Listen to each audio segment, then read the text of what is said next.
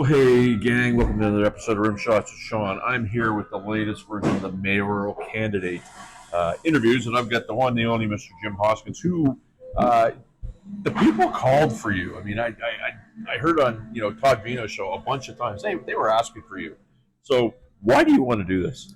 Well, first of all, you're right about the calling. I was in Pickle that day. I think it was in August, early August. And I couldn't get my phone reception, so I put it in my car and left it there. Can I look at you while I'm talking? Absolutely. Okay. Anyway, all of a sudden I get back in Halifax and my phone's ringing off the hook. Jim, listen, you got to run. Everybody wants you to run. I go, who's that? And they said, well, listen to it. So I played it back, and I said, holy cow, there were women calling in, other guys calling. Why are regular callers like I am, or a guest? So I said, let's look at it again, because I was in and out twice, okay? The second time was a family medical thing that was sort of a type of an emergency, but it wasn't me. It was a relative. And I said, gee, I better look at this really close before we get involved. Made up my mind, and start your engines was me. Let's go. So it took off from there. Why I want to do it is because I've been an activist mostly toward council and the mayors, whoever there. Particularly, I'm an ex-police officer, so I had a lot of issues with law and order and the violence in HRM. And I said, I can't sit on the sidelines, particularly in the last couple of weeks, even a month, when I see things like Point Pleasant Park, obviously, the Commons in regards to the homeless situation. If I become mayor, if I'm fortunate to get elected, I will own that as mayor. And that's one of the biggest problems I see. Whoever gets mayor got to say, it's not the province, it's not the feds, it's our city, it's our region, and somebody's got to do something and move this forward. I will own that situation, and I will bring solutions to that problem. So that's one of the reasons I've stepped in. There are many others. So the other candidates that I talked to, one thing that I bring up, you're one vote around the table, right? So people think that, you're mayor and you've got all this power, but really you're one vote around the table, and really the deciding vote and the tiebreak and what have you. For sure. But you're the ambassador of HRM, so that's, a big part of the job. So how do you think you're going to be able to strike the balance between managing all the personalities that are going to be around that table and getting jobs done? Excellent question. As a leader, I was a staff sergeant. I did a lot of volunteer work with community groups. And when I look at council and the way it's set up, we have what they call a weak mayor system. So in other words, the councilors know that the mayor gets elected by the general population. So the councilors say, you're just like us, you're just like us. So that's, you get that little friction. You're no better than us type thing, right? And of course, you don't think you are when you get elected. But what I would say is this. The mayor has to take that, he has to be the flag bearer for HRM. I'm going to be mayor for not just Halifax. We still have cities, City of Halifax, City of Dartmouth, Town of Bedford, Sackville, the whole works. There's 200 communities I have to go to. And the way you would do it, they need a lot more accountability, and they need somebody that's going to come up with solutions. I'm the kind of guy that I always like to get unanimous consent. Now, that may not be possible all the time. Or popular, okay? There's things that I've been saying that may not be popular, but it seems to be popular with some people because they asked me to run, basically. Sure. And I think the leadership is I believe in common sense leadership. Now, to me, there's a lot of components in common sense leadership. For me, I can nail it down for the audience. Two things. You have to be assertive in some respects, but it mostly comes down to, are you going to make a political decision, or are you going to make what's need to be done? What's right? What's the right thing to do? Okay? So there may be issues that say, oh, well, politics is involved. I'll give you an example, would be Point Pleasant Park probably. What's the politics behind that? Why would you put a potential situation in the park in a bunch of wooded area in a popular, park that people visit? Is that the right thing to do? Or is that the political thing to do? Right. Well, obviously it's not the political thing to do because there's a lot of pushback. So that's common sense. Right. And I believe that I have the common sense leadership to make a difference, a real difference. So your stance on that would be what? My stance on Point Pleasant Park, any park, but that one, no. Okay. No way, shape, or form. Okay. By the way, there was a tent down there when I checked last. Okay. And they didn't even check with the fire department first to do it. Right. The council. They put the cart before the horse. It's like when they go, like what I found, another reason I jumped in, I found that the way things are being done now is that it's like they all jumped in a rowboat and they went out on the harbor for a row. Right. They get out on the harbor and they realize they got no oars and they can't get back and they end up at sea. Because they're not making decisions. The what if and what's you know what I mean? Yeah. And that's the best way I can say how it's managed now. Yep. And I'm going to change that. So, I mean, one of the things that, staff makes the recommendations and comes up with all the work to put things forth, but the council has to basically approve it and wear it. And there's been certain people that say, staff's been really good at kind of winning council over in certain ways. Other people are, say they need more accountability with certain things because they feel staff maybe runs amok, in particular the head. What would you say to that? Well, right away, I have a plan that if elected, I'm a former auditor too in policing. Okay. And what I would do is say this: we need staff. We have to be one big team. Yep. Okay. And we can't be a team as far as council goes if we're always blaming each other. Sure. And sometimes the decorum at council over the years has been pretty messed up. Yep. Almost to the word like F you or whatever it might be. You're not going to get nothing done playing the blame game. No, that's fair. So the thing what I propose is the auditor himself. They have a one auditor now, I think. And I would go there and say, how much staff do you need? If you need more staff, fine. But I'd like to see comprehensive audits done if that's possible. What that means is you go to the manager's department, the heads of the directors, the police, whatever it might be, and you say, okay, the auditor has these guidelines. We want to audit the department as soon as I get in office, the first 100 days. What's going on? How much money you got? What are your plans? How far have you gone so far? And let the manager and the staff get together in their own unit and devise a plan and what they're doing. Right. So they all own it. Then it comes back to the auditor. Then it comes back to council. And they say, here's what they've done. But when they bring audits back to council now, they're saying, council, you didn't accept this 1 year ago, 2 years ago, 5 years ago. You're not accepting the stuff. But the staff have a very important role to play. But the ultimate buck stops at the mayor's office and council. I'll make that quite clear. And to your point, I mean, you get so many divisions. You get, transit. You've got water. You've got, all these. Well, water kind of runs as its own entity, obviously, but it's almost like running a school in a sense, right? Yes. And it's a very unionized town. So, what would your thoughts be on that, and how you might work with that? I was on strike in '81. I can tell you, I was a member of a union. I was on strike. I believe in unions. They have a purpose. Yep. Without it, I don't think it would be very good, personally. Municipal-wise, we have to negotiate contracts, and that comes back to council. As long as it's fair, as long as it's common sense, and as long as people get a decent wage and we come middle ground, I don't have a problem with it. I know what it's like to be on strike. I was on strike for 3.5 months, pretty much, or 3 months. Yep. It's not nice. So, you're right. There's a lot of issues that are coming up for contracts. And that's certainly going to affect because of inflation and everything else. And that crazy carbon tax that came from the Liberals. Yeah. That doesn't help us any municipality-wise. Right. There's a levy of a tax that's within our budget that a 3% is like $22 million. Nobody seems to know on council, at least that's what they say, where the money's going. Is it for staff? Is it going toward electric buses? That's $22 million I could take, I hope, or at least dwindle it down and put it to my homeless people. Yeah. Yep. That's what I'm looking for. I'm going to own that situation. Great point. So as you were talking, I mean, one of the things that a lot of people don't realize is that, and I mentioned this to one of the other councilors. So, I mean, HRM is basically the size of Prince Edward Island. Yes. Right? So you're the mayor, and obviously you oversee everybody. But the councilor in where we're at, that represents Spryfield, where we're at, as an example, has to make decisions for people in Ecom, Seacom, and whatever. And oftentimes it gets very emotional, and you have to, make decisions for the greater good while keeping your constituents in mind.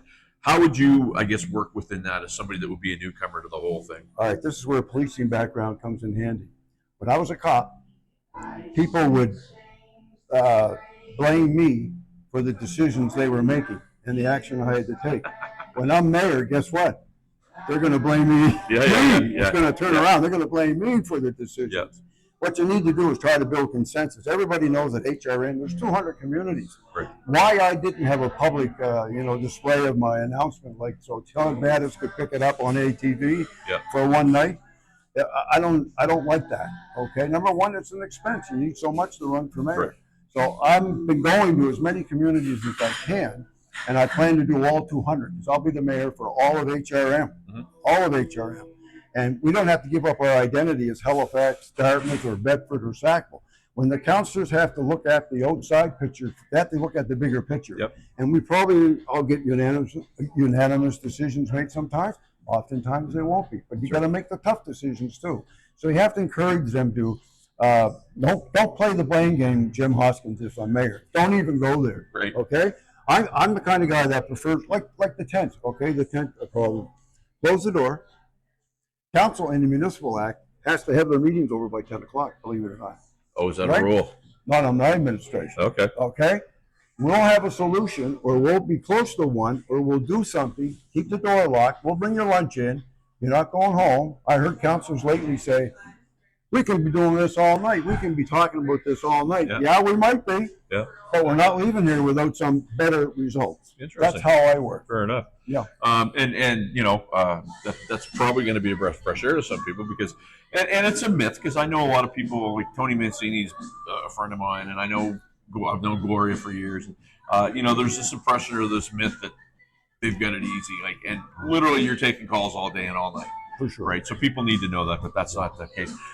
You had mentioned spending money, and one of the things that I've always felt a little weird about is that, you know, incumbents, if they don't use all their funds for the election, they can bank those and use them the next time. So if they're running again, they're that much further ahead than somebody that might want to go. What's your thoughts on that? Now, Mayor Mike, and maybe I'm guessing because he knew he was going to be there, he donated all his to the charity, but some of them banked them. So they've got lawn signs and stuff day one, where a guy like you might have to go and, you know, have a couple bake sales. Yeah. Right? What's your thoughts on that? I'm the regular people guy. Yeah. Okay. I'm not loaded. Okay. Yep. When it comes to this campaign, this campaign for mayor only going to come by my way once, and I can only put so much. If people want to donate to me, great. Yep. But I know what you're saying about the extra. You mean like extra donations that are over after the election? Yeah.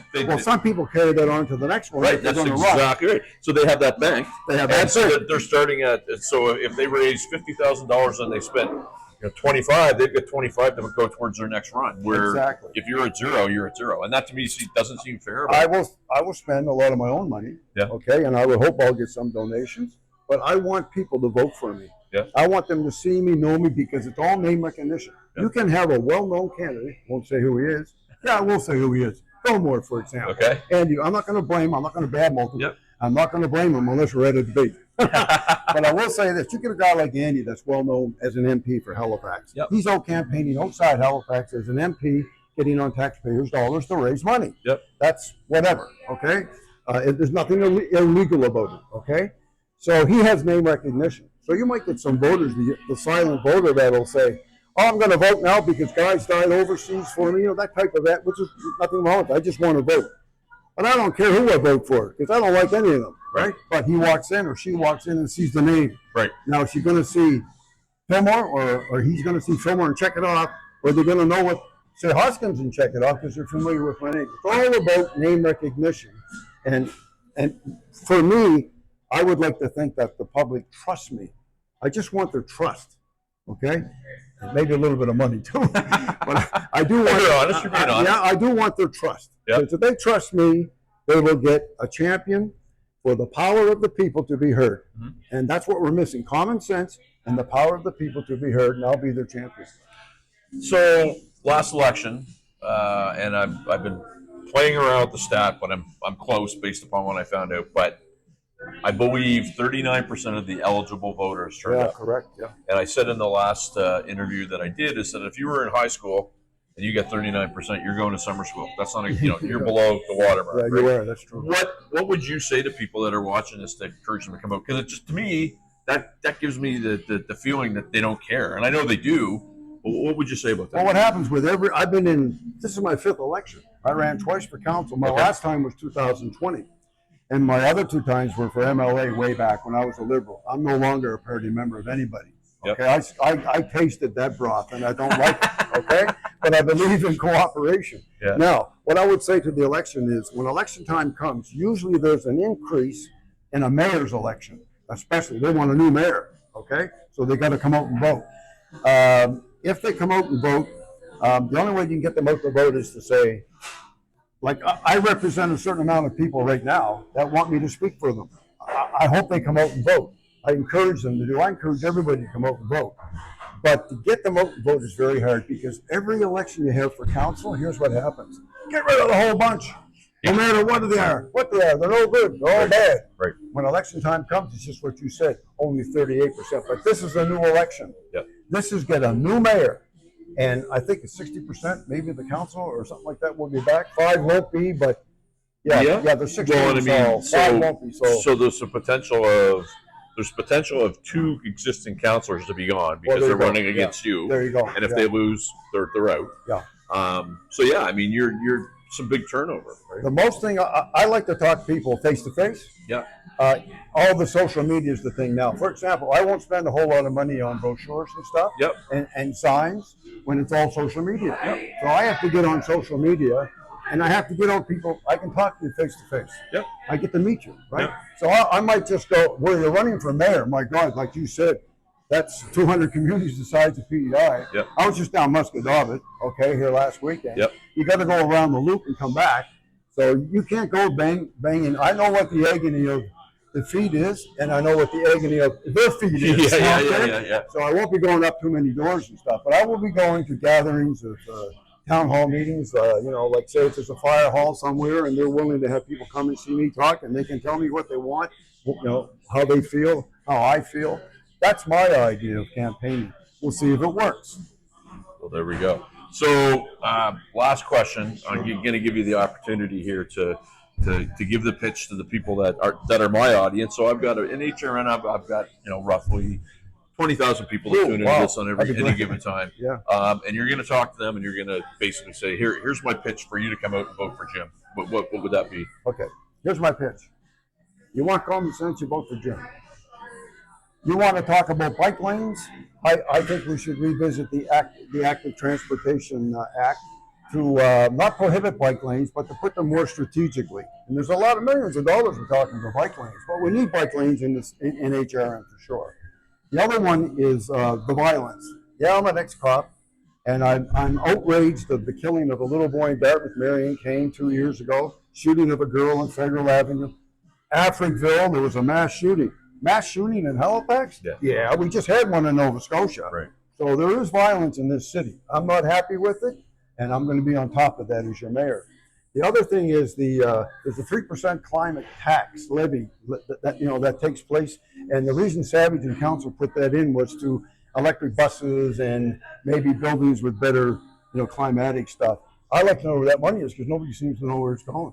Okay, it's that's one of those $22 million that they talk about. Jim wants to know. Yeah. And I can let you know. Yep. And so those are and of course the homeless in the tents. I will own that. I'm the only candidate that is saying I will own the tent problem as a municipal mayor. Well, and I mean, a lot of that is a direct result of not HRM's doing. It's a trickle-down economics of politics. That's what they say. Okay. But I respectfully disagree. Okay. Because for 10 years, they'll sit there. They have sit there. There's tape. You could probably find the tape. I was one of the guys that used to watch Tuesday nights. Okay, well, you might remember this. If we only acted 10 years ago. Every other candidate is saying this. I remember that. If we only did this, we were negligent. Even the mayor said that. So they do carry some of the blame. Yep. They should have saw it coming, but nobody could, really, in all fairness to them. Well, I have to form a relationship with whatever governments provincially and come to middle ground. I had an opportunity to offer a solution with developers. It's there. I said it on the Todd Vino show. I don't have to repeat it now because I think probably a lot of people heard it. But it's sitting down and coming up with solutions, not the blame game, not blaming the province. The province is doing some good stuff with housing. Right. But I want to tell the province, the mayor of HRM is owning this for the urban core. I need your help. We need to sit down. We need to come to middle ground, and we need some money. I'll send a bill to you if I'm certain, but we need some money, feds too. Yep. And how many crises has HRM had and the province? We've had plenty of crises. We're not the kind of people that say, oh, we can't do nothing. This is it, we're done. We're not done. Yep. And I'll guarantee the homeless, if they're listening, there'll be no homeless person left behind under my administration. Jim Hoskins, thank you so much, sir. Great to meet you. And everybody, get out and vote. What the election is? What day is it? October 19th. It's on a Saturday. So there's and you have pre-voting too. Before there's pre-voting. We got to get 39% is not acceptable in a municipality this size, right? So Jim, thank you so much. Thank you. Thank you. We're back later. Yeah, okay.